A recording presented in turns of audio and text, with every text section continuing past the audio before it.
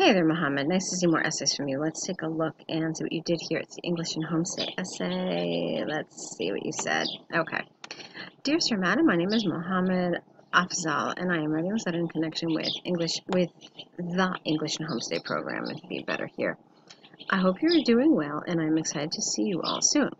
With reference to the program, I have the following questions which will enhance my general knowledge about the UK, and I need your support to understand the legal, culture, and societal norms to avoid any unpleasant incident. Okay, I need your support is a little strong. Basically, this is a formal letter, as you've probably already figured out. You don't know these people. And so we really want to be as polite as possible. To be polite, we use lots of indirect language. We don't want to be too aggressive. So a word like need feels rather aggressive and direct. So what you could say instead, I would appreciate your support. Okay, that would be a nice way to say this, or I request your support. So these are better ways of saying this, okay? Now, this is something I absolutely don't want you to do. We never write a bulleted list in an IELTS letter, ever, no matter what the question is. You always write full sentences out.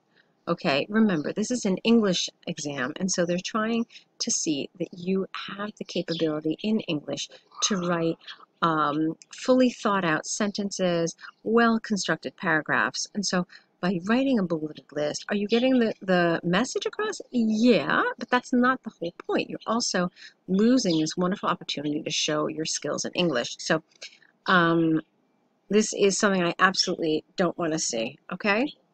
So this is not a full sentence, clearly. So you could have said stuff like, firstly, I would like to know if there is any visa requirement for me to enter the country. Additionally, are there any special needs which I should be vigilant to? My second question is regarding currency. Would you recommend that I convert my cash to British pounds in the UK, or should I do this in my home country? Okay. As far as, no, how about, as regard the type of clothes I should bring, I am not aware of the weather in the UK, so any suggestions you could make would be very appreciated.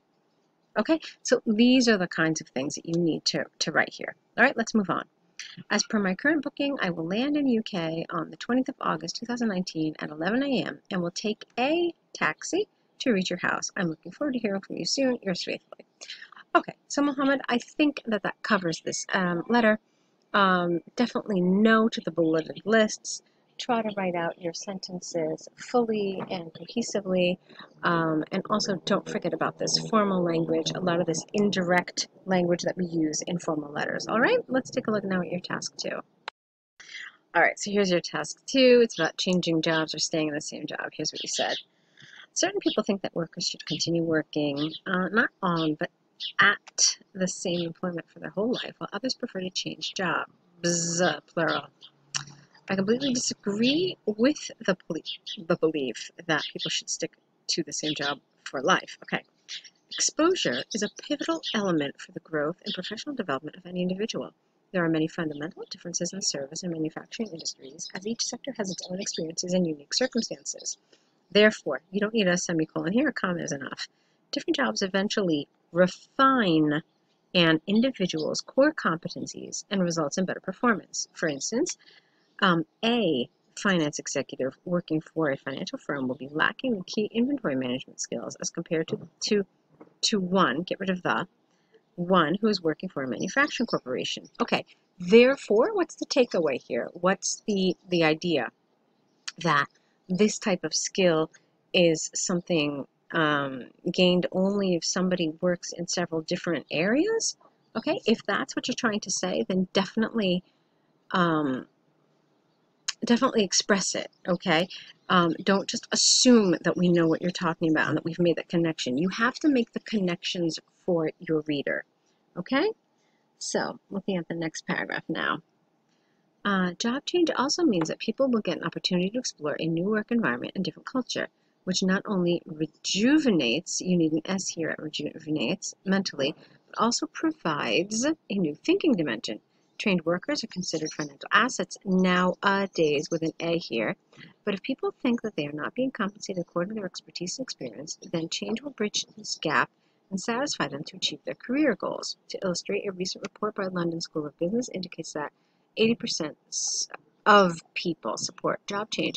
Okay, I didn't understand this paragraph. I got to be honest with you, because here you talked about a new culture, new thinking dimension. Okay, fine. But this didn't really make sense to me. Like, how does this fit in anywhere? Is it like a different main idea? If it is a different main idea, then you need to introduce it with an appropriate linker or some sort of appropriate segue between these two ideas. So yeah, this to me was a paragraph that had some issues. I never really got a sense of what the main idea is here. Okay, the previous paragraph was okay. I understood that you thought it was important for people to diversify their skills and that this could only be achieved through changing jobs. But here, your idea is not really so clear, okay? And so you have to do that. You have to make it clearer. Another way you can make it clear is by having a clear topic sentence.